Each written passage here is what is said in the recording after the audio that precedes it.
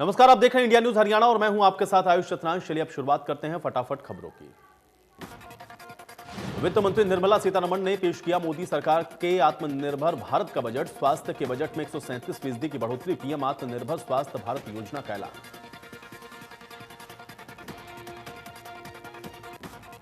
वित्त मंत्री निर्मला सीतारमण ने साल 2021-22 के लिए बजट में हेल्थ सेक्टर को लेकर बड़ा ऐलान किया। वित्त मंत्री निर्मला सीतारमण ने बजट में पीएम आत्मनिर्भर स्वस्थ भारत योजना का ऐलान किया। उन्होंने बताया कि इस योजना के लिए 64,180 करोड़ रुपए का प्रावधान किया गया है। इसको अगले 6 वर्षों में खर्च करने का प्लान है। इसके अलावा प्राथमिक स्वास्थ्य केंद्रों को और मजबूत किया जाएगा। इसके साथ ही सरकार की ओर से WHO के स्थानीय मिशन को भारत में लॉन्च किया जाएगा। वित्त मंत्री ने बताया है कि स्वास्थ्य क्षेत्र के बजट को 137% तक बढ़ाया गया है। इस साल स्वास्थ्य बजट में 94,000 करोड़ से इसको बढ़ाकर 2,23,864 लाख करोड़ रुपए किया गया है।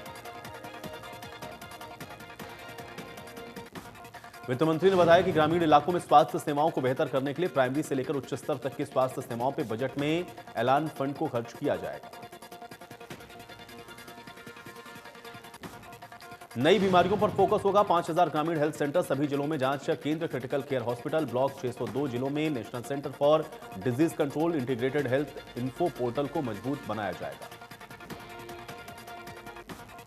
इसके अलावा वित्त मंत्री निर्मला सीतारमण ने स्वच्छ भारत मिशन को आगे बढ़ाने का भी ऐलान किया। इसके तहत शहरों में अमृत योजना को आगे बढ़ाया जाएगा। इसके लिए 2,87,000 करोड़ रुपए जारी किए गए हैं। इसी के साथ वित्त मंत्री की ओर से मिशन पोषण 2.0 का ऐलान भी किया गया।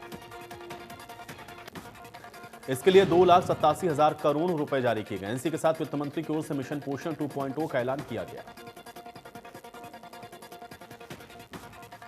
पेट्रोल डीजल पर कृषि सेस लगाया गया है। पेट्रोल पे प्रति लीटर 2.5 रुपए और डीजल पे प्रति लीटर 4 रुपए कृषि सेस लगाया गया है। हालांकि इसका असर ग्राहकों पर नहीं पड़ेगा। माना जा रहा है कि सरकार तेल कंपनियों की जेब से कोरोना काल के दौरान हुए फायदे को निकालने की कोशिश कर रही है। पेट्रोल और डीजल पर कृषि सेस लगाए जाने के साथ ही मौलिक उत्पाद शुल्क और विशेष अतिरिक्त उत्पाद शुल्क को कम किया गया है। इसके कारण कृषि सेस का भार ग्राहकों पर नहीं पड़ेगा। मोदी सरकार के आम बजट में देश के चुनावी राज्यों पर विशेष कृपादृष्टि नजर आई है। केंद्रीय वित्त मंत्री निर्मला सीतारमण ने आम बजट में इस साल 3,500 किलोमीटर नए राष्ट्रीय राजमार्ग बनाए जाने का लक्ष्य रखा है। तमिलनाडु से लेकर केरल, असम और पश्चिम बंगाल को विकास की सौगात से नवाजा।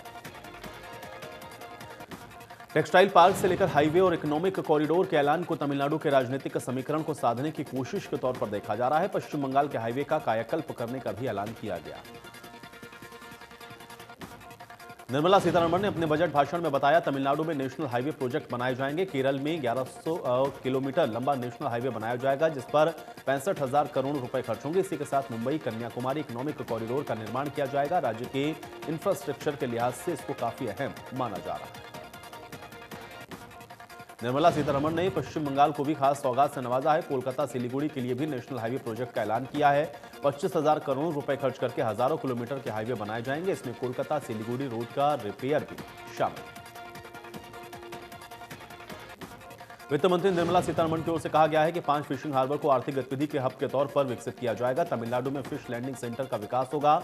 तमिलनाडु में होने वाले विधानसभा चुनाव के लिहाज से मोदी सरकार का यह बड़ा सियासी फैसला माना जा रहा है। इसके अलावा वित्त मंत्री निर्मला सीतारमण ने यह भी बताया कि राष्ट्रीय रेल योजना 2030 तैयार हो गई है। कुल 1,10,000 करोड़ रुपए का बजट रेलवे को दिया गया है। भारतीय रेलवे के अलावा मेट्रो सिटी बस सेवा को बढ़ाने पर भी फोकस किया जाएगा। इसके लिए 18,000 करोड़ रुपए की लागत लगाई जाएगी। अब मेट्रो लाइन को लाने पर जोर दिया जा रहा है। कोच्चि, बंगलुरु, चेन्नई, नागपुर, नासिक में मेट्रो प्रोजेक्ट को बढ़ावा देने का ऐलान किया गया है। वित्त मंत्री निर्मला सीतारमण की ओर से बजट भाषण में बताया गया है कि देश में 7 टेक्सटाइल पार्क बनाए जाएंगे ताकि इस क्षेत्र में भारत एक्सपोर्ट करने वाला देश बने। ये पार्क 3 साल में तैयार किए जाएंगे। वित्त मंत्री की ओर से डेवलपमेंट फाइनेंशियल इंस्टीट्यूट यानी कि DFI बनाने का ऐलान किया गया। इसमें 3 साल के भीतर 5 लाख करोड़ रुपए के प्रोजेक्ट आएंगे। टेक्सटाइल की सौगात का गुजरात और महाराष्ट्र के बाद सबसे बड़ा फायदा तमिलनाडु जैसे राज्य में होगा। तेजी से इस क्षेत्र में ये क्षेत्र उभरा है। गारमेंट्स उद्योग क्षेत्र में इसने अपनी पहचान बनाई। वित्त मंत्री निर्मला सीतारमण ने आम बजट 2021-22 में पुराने वाहन को सड़क से हटाने के लिए स्क्रैप पॉलिसी की घोषणा की है। क्लीन एयर को ध्यान में रखते हुए इस पॉलिसी के तहत 20 साल पुराने निजी वाहन और 15 साल पुराने कमर्शियल वाहन को ऑटोमेटिक फिटनेस सेंटर पर जांच के लिए जाना होगा। हालांकि इससे जुड़ी विस्तृत जानकारी बाद में सामने आएगी। हाल में ही सड़क परिवहन और राजमार्ग मंत्रालय ने सरकारी वाहन के लिए 15 साल पुराने वाहन को स्क्रैप करने की नीति को मंजूर किया है। मंत्रालय के इस फैसले से केंद्र, राज्य सरकार और पब्लिक सेक्टर की कंपनियों में इस्तेमाल होने वाले 15 साल पुराने वाहनों को हटाना होगा। हालांकि इस नीति का पालन अप्रैल 2022 से होना है। सड़क परिवहन मंत्रालय का अनुमान है कि स्क्रैप पॉलिसी से रिसाइकिल कच्चा माल उपलब्ध होगा। इससे वाहन की लागत में 30% तक की कमी आने की संभावना है। इसके अलावा बजट में स्टील पर उत्पाद शुल्क भी कम किया गया है। इससे वाहन की कीमत में और कमी आने की संभावना है। वित्त मंत्री निर्मला सीतारमण ने बजट पेश करते हुए साल 2021-22 में विनिवेश के जरिए 2.25 लाख करोड़ रुपए जुटाने का लक्ष्य रखा है। मौजूदा वित्त वर्ष में सरकार विनिवेश के लक्ष्य से काफी दूर है, जबकि इस वित्त वर्ष में अब तक केवल 2 ही महीने शेष। ऐसे में संभावना कम है कि सरकार को विनिवेश के मोर्चे पर इस साल कोई बड़ी कामयाबी मिलेगी। अगले वर्ष बीपीसीएल, एयर इंडिया, कॉनकोर और एससीआई के विनिवेश पर मुहर लग सकती है। वित्त मंत्री ने बताया कि एलआईसी का आईपीओ अगले वर्ष लाने का प्लान है। इसके अलावा शेयर बाजार में तेजी को देखते हुए केंद्र सरकार कुछ सीपीएसई में हिस्सेदारी भी ऑफर फॉर सेल के जरिए बेच सकती है। वहीं अन्य प्राइवेटाइजेशन डील्स भी वित्त वर्ष 2022 तक पूरी होने का अनुमान है। वित्त मंत्री निर्मला सीतारमण ने बताया कि राष्ट्रीय रेल योजना 2030 तैयार हो चुकी है। कुल 1.10 लाख करोड़ रुपए का बजट रेलवे को दिया गया है। उन्होंने रेलवे के बारे में कई अहम ऐलान किए हैं। भारतीय रेलवे के अलावा मेट्रो सिटी बस सेवा को बढ़ाने पर फोकस किया जाएगा। इसके लिए 18,000 करोड़ रुपए की लागत लगाई जाएगी। अब मेट्रो लाइट लाए जाने पर भी जोर हो रहा है। कोच्चि, बेंगलुरु, चेन्नई, नागपुर, नासिक में मेट्रो प्रोजेक्ट को बढ़ावा देने का ऐलान किया गया। गौरतलब है कि वित्त मंत्री निर्मला सीतारमण ने बजट 2020-21 को पेश करते हुए कहा कि केंद्र सरकार मुंबई अहमदाबाद बुलेट ट्रेन परियोजना पर तेजी से काम कर रही है। वित्त मंत्री ने बजट भाषण में कहा कि 46,000 किलोमीटर रेलवे की लाइन पर ट्रेनें बिजली से अब दौड़े। वित्त मंत्री ने कहा कि ईस्टर्न और वेस्टर्न डेडिकेटेड फ्रेट कॉरिडोर की शुरुआत हो चुकी है। इससे इंडस्ट्री को लॉजिस्टिक्स कॉस्ट घटेगी। उन्होंने ये भी कहा कि इनसे एसेट का मोनेटाइज्ड भी किया जाएगा। उन्होंने ये भी कहा कि दिसंबर 2023 तक रेलवे के ब्रॉडगेज नेटवर्क का 100% इलेक्ट्रिफिकेशन किया जाएगा। गौरतलब है कि रेलवे 150 निजी ट्रेन चलाने की तैयारी कर रहा है। नेशनल रेल प्लान के अनुसार दिल्ली से वाराणसी वाया अयोध्या, पटना से गुवाहाटी, वाराणसी से पटना, हैदराबाद से बेंगलुरु, दिल्ली से अहमदाबाद वाया उदयपुर, दिल्ली से चंडीगढ़, मुंबई से हैदराबाद, अमृतसर से जम्मू रूट पर हाई स्पीड रेल चलाई जाएगी। निर्मला सीतारमण ने कहा कि मोदी सरकार की ओर से आत्मनिर्भर भारत पैकेज कई योजनाओं को कोरोना काल में देश के सामने लाया गया ताकि अर्थव्यवस्था की रफ्तार को आगे बढ़ाया जा सके। आत्मनिर्भर भारत पैकेज में कुल 27.1 लाख करोड़ रुपए की मदद जारी की गई। ये सभी 5 मिनी बजट के ही समान थे। वित्त मंत्री ने ऐलान किया है कि जो उज्ज्वला योजना के तहत 1 करोड़ और लाभार्थियों को और जोड़ा जाएगा। अभी तक 8 करोड़ लोगों को मदद दी गई है। जम्मू कश्मीर में भी गैस पाइपलाइन योजना की शुरुआत की जाएगी।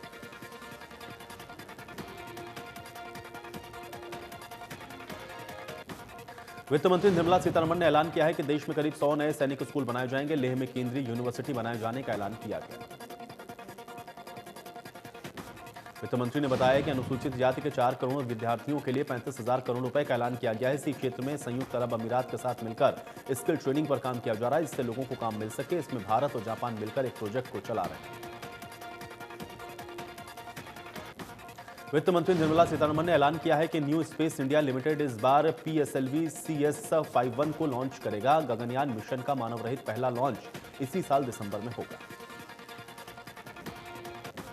वित्त मंत्री निर्मला सीतारमण ने ऐलान किया है कि ईज ऑफ डूइंग बिजनेस के तहत एक ट्रिब्यूनल बनाया जाएगा जो कि कंपनियों के विवादों का जल्द निपटारा करेगा। आगामी जनगणना पहली डिजिटल जनगणना होगी। वित्त मंत्री निर्मला सीतारमण ने अपने बजट भाषण में कहा है कि राजकोषीय घाटा को 6.8% तक रहने का अनुमान है। इसके लिए सरकार को 80,000 करोड़ की जरूरत होगी, जो अगले 2 महीने में बाजार से लिया जाएगा। वित्त मंत्री निर्मला सीतारमण ने सीनियर सिटीजन के लिए स्पेशल ऐलान किया है। 75 साल से अधिक उम्र वाले सीनियर सिटीजन को अब टैक्स में राहत दी गई है। 75 साल से अधिक उम्र वालों को ITR नहीं भरना होगा, हालांकि यह सिर्फ पेंशन लेने वालों को लाभ देगा।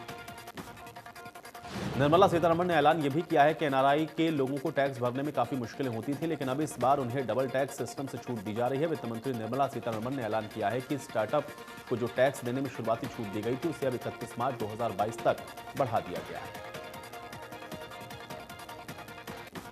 टैक्स भरने वाले करदाताओं को इस बार बजट में कुछ खास नहीं मिला है। वित्त मंत्री निर्मला सीतारमण की ओर से टैक्स स्लैब में कोई बदलाव नहीं किया गया है। ऐसे में मिडिल क्लास को बजट से पहले जितनी भी उम्मीदें थी वो वैसी की वैसी ही रह गई। वित्त मंत्री ने ऐलान किया है कि मोबाइल उपकरण पर कस्टम ड्यूटी को बढ़ा दिया गया है। अब इसको 2.5% तक किया गया है। हालांकि कॉपर और स्टील में ड्यूटी को घटाया गया है। वित्त मंत्री ने ऐलान किया है कि सोना चांदी से भी कस्टम ड्यूटी को घटा दिया गया है। अक्टूबर से देश में नई कस्टम नीति को लागू किया जाएगा।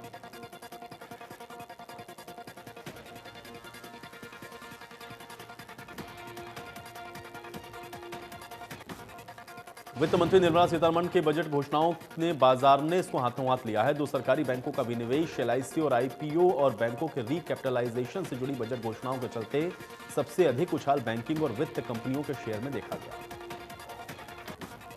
संसद की शुरुआत बढ़त के रुख के साथ हुई थी, लेकिन बजट घोषणाओं के बाद सेंसेक्स और निफ्टी दोनों में जबरदस्त उछाल देखा गया है। आत्मनिर्भर भारत कोरोना काल के बाद अर्थव्यवस्था को गति देने से जुड़ी घोषणाओं के चलते नेशनल स्टॉक एक्सचेंज का निफ्टी 459.30 की बढ़त के साथ 14,093.90 अंक पर कारोबार कर रहा है। प्रधानमंत्री नरेंद्र मोदी ने बजट को लेकर के कहा है कि बजट नए भारत के आत्मविश्वास को उजागर करने वाला बजट है। बजट देश के इंफ्रास्ट्रक्चर में बदलाव लाएगा, साथ ही युवाओं को कई मौके देने का काम करेगा। पीएम ने यह भी कहा कि ऐसे बजट कम ही देखने को मिलते हैं जिसकी शुरुआत में अच्छे रिस्पॉन्स आए। पीएम मोदी बोले कि चुनौतियों के बावजूद हमारी सरकार ने बजट को ट्रांसपेरेंट बनाने पर जोर दिया। पीएम मोदी ने कहा कि भारत तक कोरोना काल में काफी प्रोएक्टिव रहा है। उन्होंने कहा है कि बजट के दिन गांव और किसान रहा है। इस बजट से कृषि क्षेत्र मजबूत होगा। बजट को लेकर के सीएम मनोहर लाल ने पीएम मोदी और वित्त मंत्री निर्मला सीतारमण का जताया आभार। पीएम ने लिखा, पेपरलेस बजट डिजिटल भारत के सपनों को साकार करेगा।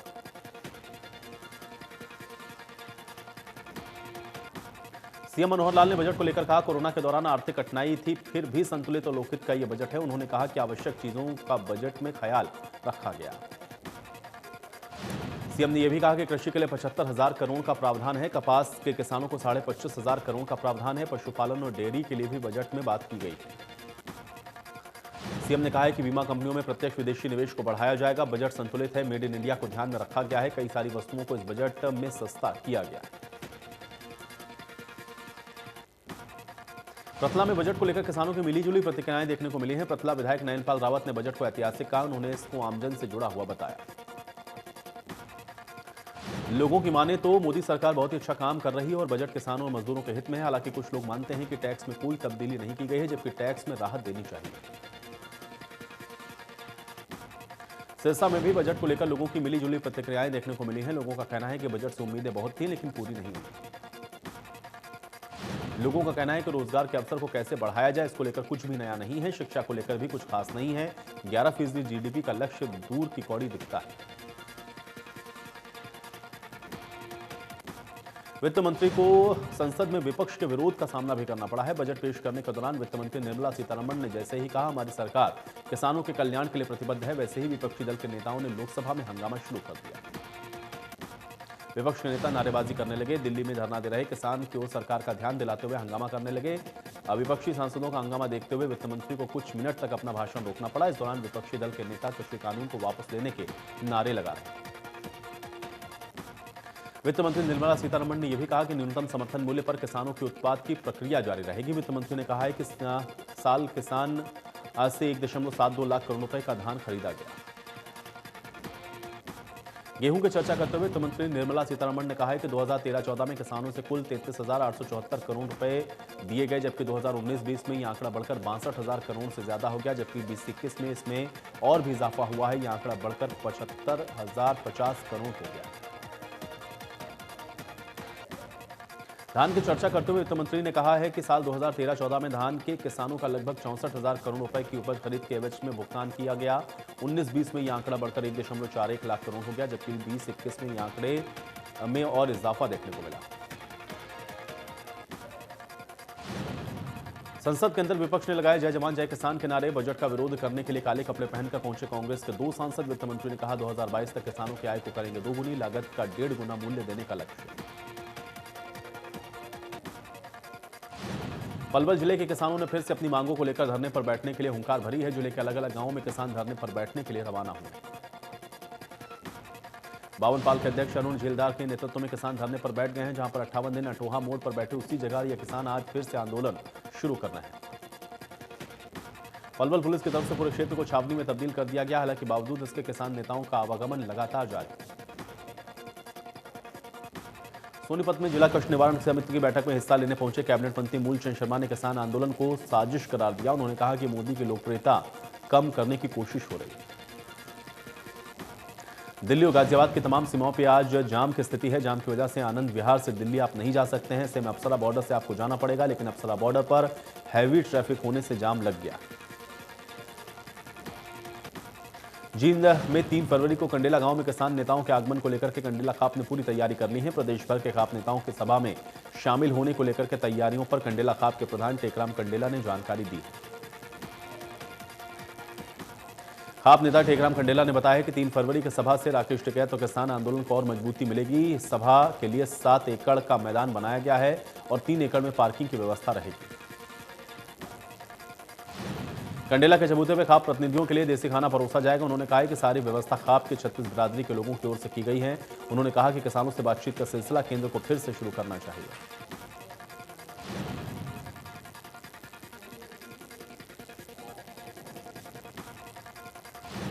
किसानों की प्रमुख मांग 3 कृषि कानून वापस लेने, स्वामीनाथन रिपोर्ट को लागू करने, किसानों का कर्ज माफ करना चाहिए। उन्होंने कहा कि यह देश के किसान की आन बान और शान की लड़ाई। कैथल में मोबाइल और इंटरनेट बंद होने से ऑनलाइन कारोबार को झटका लगा है। मोबाइल इंटरनेट बंद होने से जिले में और भी कई तरह की सेवाओं पर इसका बड़ा असर देखने को मिला है।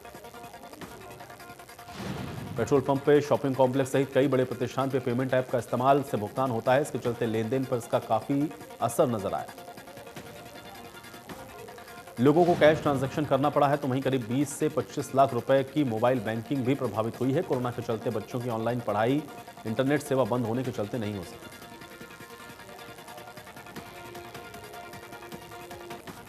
सरकार ने 10 फरवरी को सुबह 11 बजे कैबिनेट की एक अहम बैठक बुलाई है। बैठक में कई अहम मुद्दों पर चर्चा की जाएगी। मुख्यमंत्री मनोहर लाल ने श्री राम जन्मभूमि तीर्थ क्षेत्र न्यास निधि समर्पण अभियान हरियाणा के समिति को 5,10,000 रुपए का चेक दान किया। विश्व हिंदू परिषद के केंद्रीय संयुक्त महामंत्री डॉक्टर सुरेंद्र जैन के अलावा हरियाणा प्रांत के संघ चालक पवन जिंदल, अभियान के प्रांत प्रमुख राकेश त्यागी, प्रांत सह संयोजक प्रेम शंकर, प्रांत प्रचार प्रसार प्रमुख मंजुल पालीवाल समिति के सदस्य मौजूद रहे। श्री राम जन्मभूमि तीर्थ क्षेत्र न्यास निधि समर्पण अभियान हरियाणा की समिति के द्वारा इस दौरान मुख्यमंत्री को श्री राम जन्मभूमि मंदिर के प्रारूप का चित्र भी भेंट किया गया। कोरोना संकट के बीच में प्रदेश में स्कूलों को खोलने की प्रक्रिया जारी। इसी कड़ी में आज से 6ठी से 8वीं तक के बच्चों के लिए कक्षाएं की गई शुरू। रादौर के सरकारी स्कूल में बच्चों के द्वारा फिट स्वास्थ्य जांच रिपोर्ट लाने के बाद ही दिया गया प्रवेश। इस अवसर में बच्चों और टीचर्स में काफी उत्साह देखा गया है। हमारी टीम से बात करते हुए एक छात्र ने बताया कि ऑनलाइन शिक्षा में उन्हें कई बार इंटरनेट की समस्या का साथ साथ पठन का माहौल न मिलने से शिक्षा प्रभावित होती थी, लेकिन स्कूल में उन्हें इस प्रकार की समस्या से निजात मिली। हरियाणा में 9वीं से 12वीं तक की कक्षाओं के बाद अब 6ठी से 8वीं तक के स्कूल भी खोल दिए गए हैं। स्कूल खुलने के पहले दिन स्कूलों में छात्रों की संख्या ना के बराबर दिखी। पहले दिन छात्र भ्रम में दिखे हैं। दरअसल इस कारण कोरोना के रिपोर्ट आए, क्योंकि विभाग ने स्कूलों को आदेश दिए थे कि छात्र सामान्य रिपोर्ट लेकर के आएंगे, लेकिन उस तक मैसेज कोरोना की टेस्ट रिपोर्ट लाने का पहुंचाया गया। कोरोना काल के बाद कक्षा 6ठी से 8वीं तक के प्राइवेट और सरकारी स्कूलों को खोल दिया गया है। फतेहाबाद में भी सरकारी और प्राइवेट स्कूल खुल गए हैं। कक्षा 6ठी से 8वीं तक के बच्चे स्कूल में पहुंचे। हरियाणा शिक्षा विभाग ने सभी स्कूलों को आदेश दिया है कि बच्चों से स्वास्थ्य प्रमाण पत्र लेने के बाद उनको स्कूल में एंट्री दी जाए। इसको देखते हुए सरकारी स्कूल के गेट पर बच्चों की स्क्रीनिंग करने के बाद उनको स्कूल में एंट्री दी गई।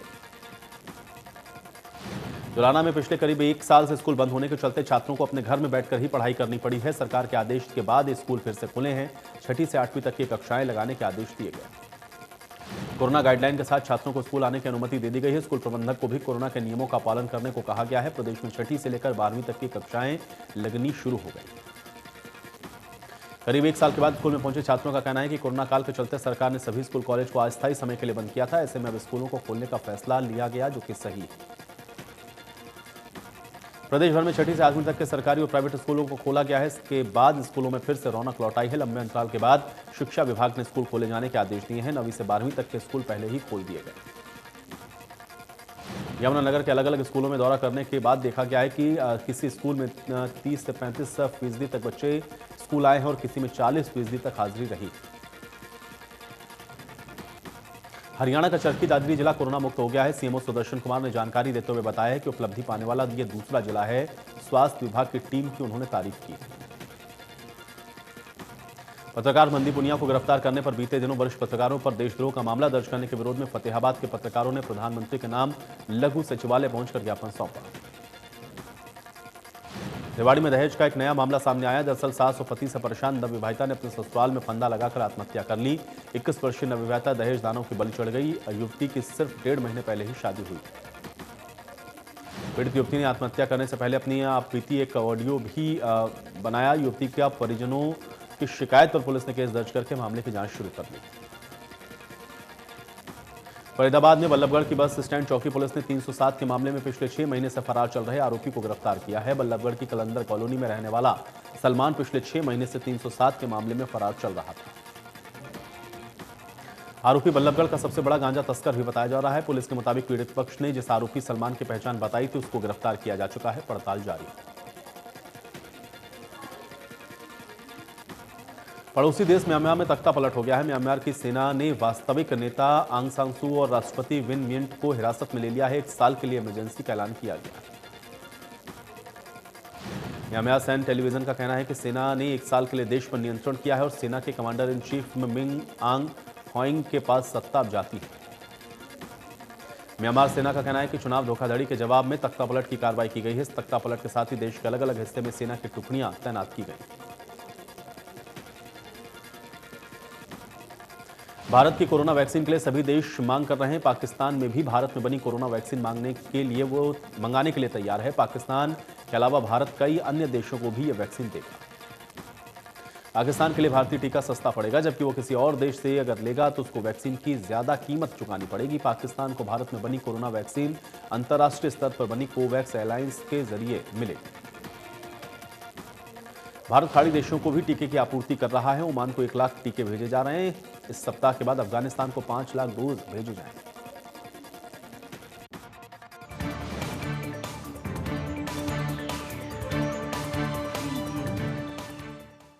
सत श्री अकाल जी, मैं Jatinder Singh education abroad consultant तो